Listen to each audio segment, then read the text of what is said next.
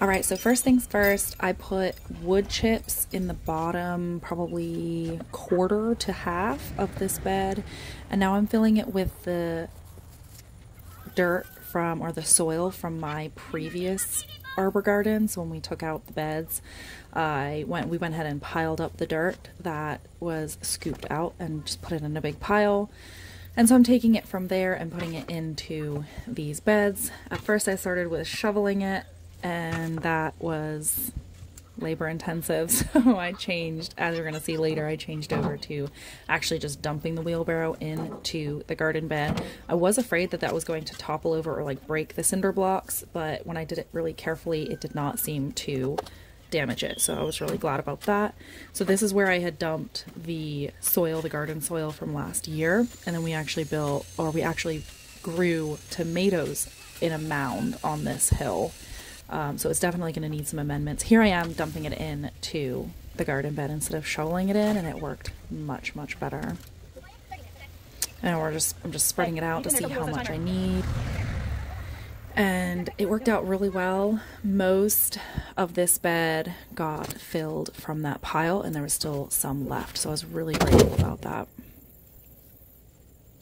I'm trying to make sure that the level is up at the top, because I know that when it rains and whenever the soil settles, because of the wood chips at the bottom, it's going to settle. So there's going to be a little bit of headroom on the top. So I wanted to make sure that it was nice and full so that when that does happen, the bed isn't half empty. And I'm hoping that it's not going to settle that much, but I am anticipating it to settle quite a bit. I'm also trying to make sure that there are no dips and valleys, because that's where the water is going to gather, and then the plants or the seeds that are up on the mound are not going to get as watered as well. So I'm trying to make it as flat as I possibly can. And then I also put wood chips in the holes to hopefully prevent grass from growing up through these holes, because that is one of my biggest complaints when cinder block gardening, is the grass comes up through those holes, and it is just a nightmare to deal with. So this is the other bed that I filled with the wood chips, so you guys can kind of see how much wood chips I filled it with, but that's also for my future reference as well. Then I put the sprinkler on to try to get this soil nice and moist. It didn't work very well. That soil is very dry. It's been sitting in that pile, and I didn't realize just how dry it was. I just soaked it again. You can see it's pretty wet. I went and just soaked it with the water hose. And here I'm spreading wood chips on this topsoil dirt or whatever it's called, topsoil, because it gets very, very slippery when it's wet. And I had forgotten that from last year. I busted my tail, I think twice, on this topsoil mixture, and it just becomes a skating rink. So I went ahead and put wood chips on top of that to make it hopefully a little bit better for the slippiness of it, but also to help it turn into something other than just clay. So here I'm getting some more wood chips to take back up there and continue to spread it around that garden bed.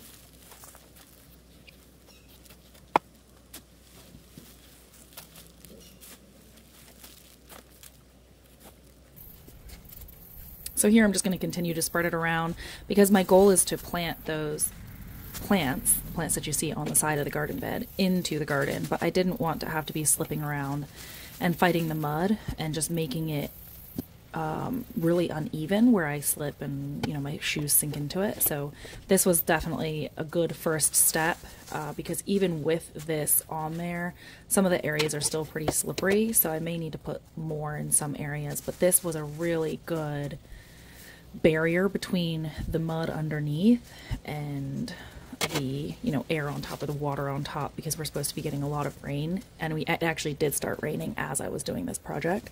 So it was a blessing for sure to have these wood chips available and to be able to spread them around this garden bed. And I didn't do a very thick layer, because once again, I don't want the soil level to be up on the side of the garden bed, because I want the raised aspect of the raised garden bed to be as high as I possibly can, so it limits my having to bend over to work in the bed.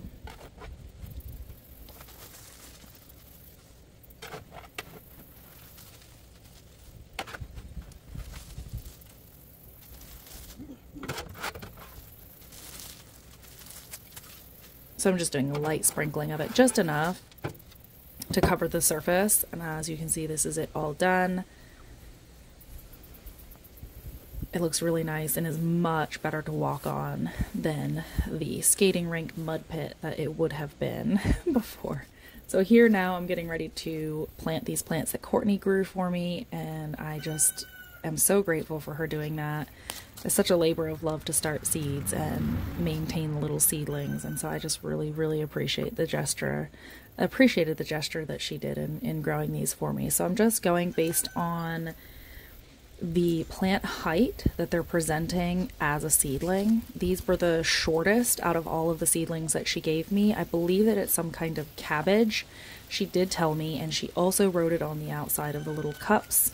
It had faded a little bit from on the outside of the cups, but she did tell me what kind they were, but I forgot. So I just basically went by the plant height within the cup and planted them based on that. Now, is there a possibility that these are going to get massive and I should have done it the opposite to what you're going to see?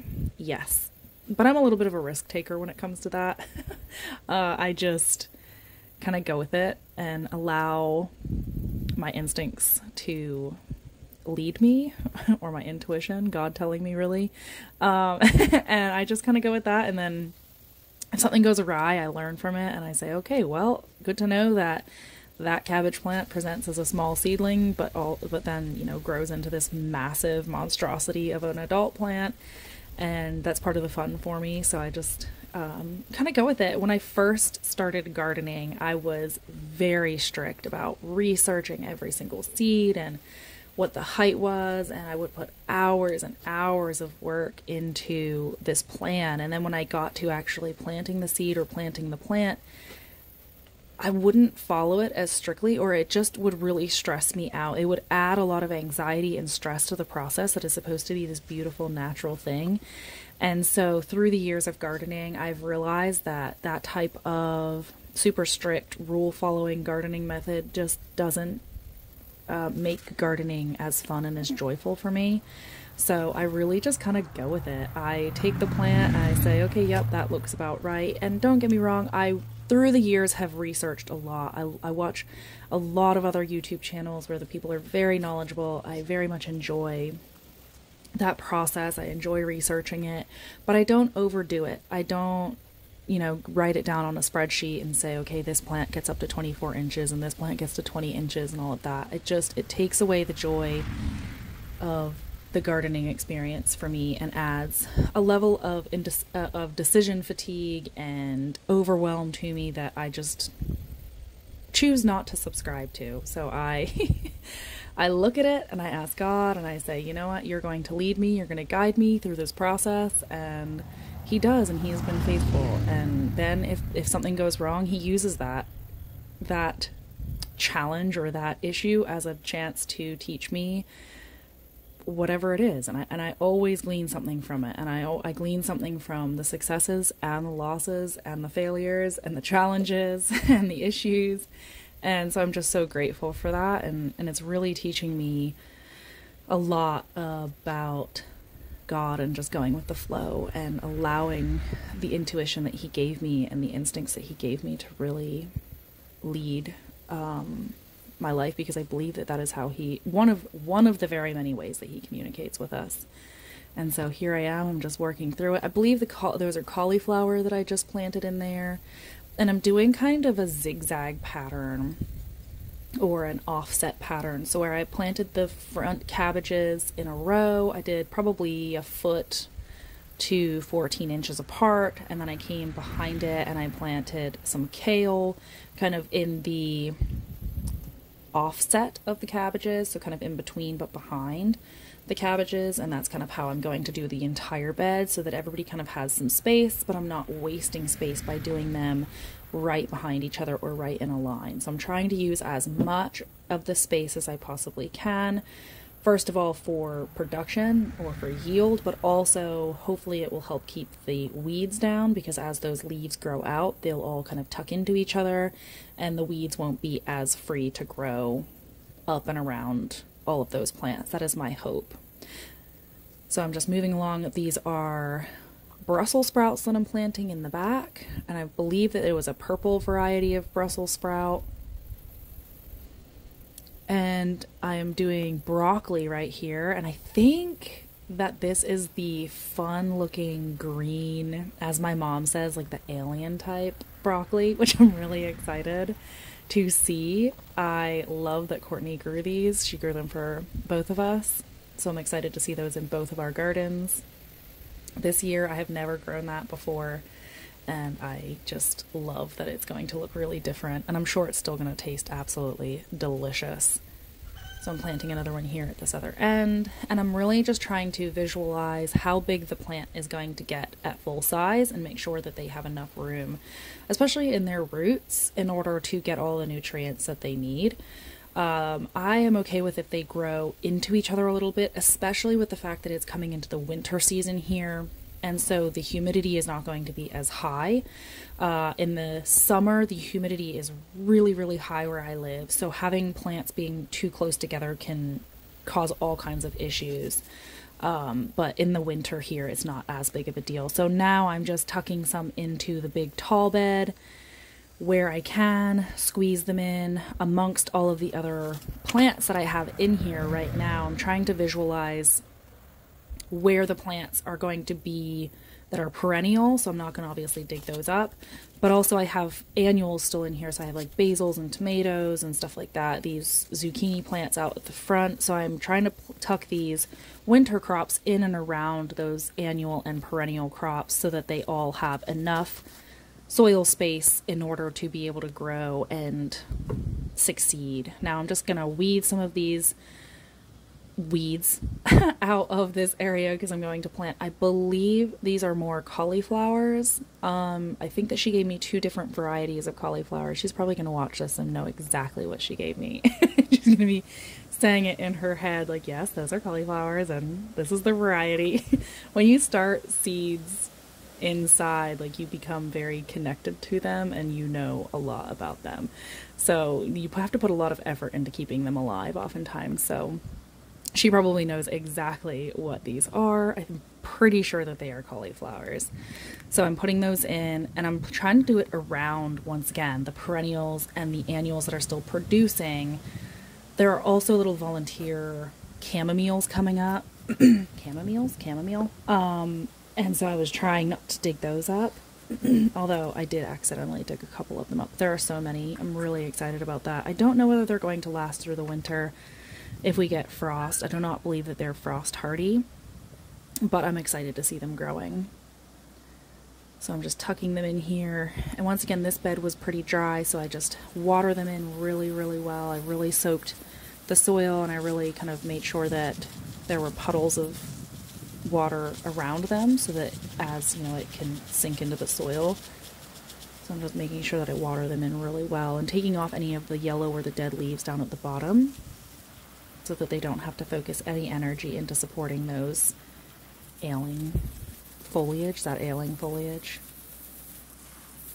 And as I'm here, I'm just kind of watering what I see needs water as well. This side of the bed was pretty dry.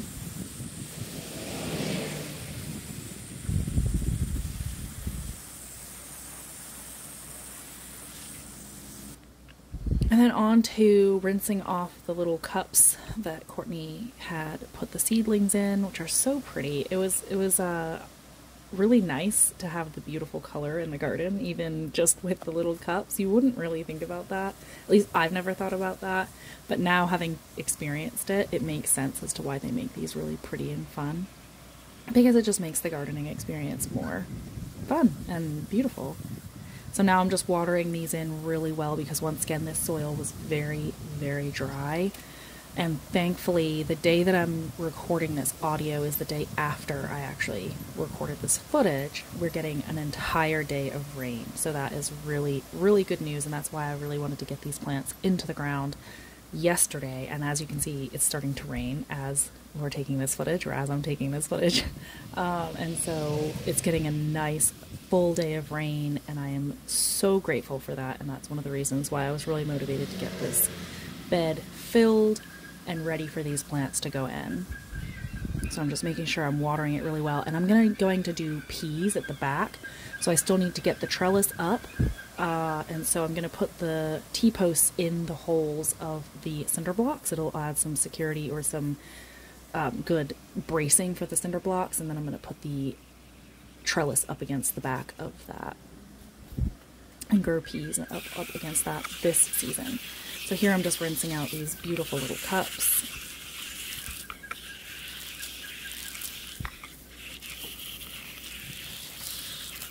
Making sure that they were nice and clean. I'm sure she's going to clean them again in some way. She might even sterilize them before she plants anything else in them, but I wanted to make sure that I gave them back nice and clean, or as clean as I could get them with the garden hose, and putting them into their little color brackets.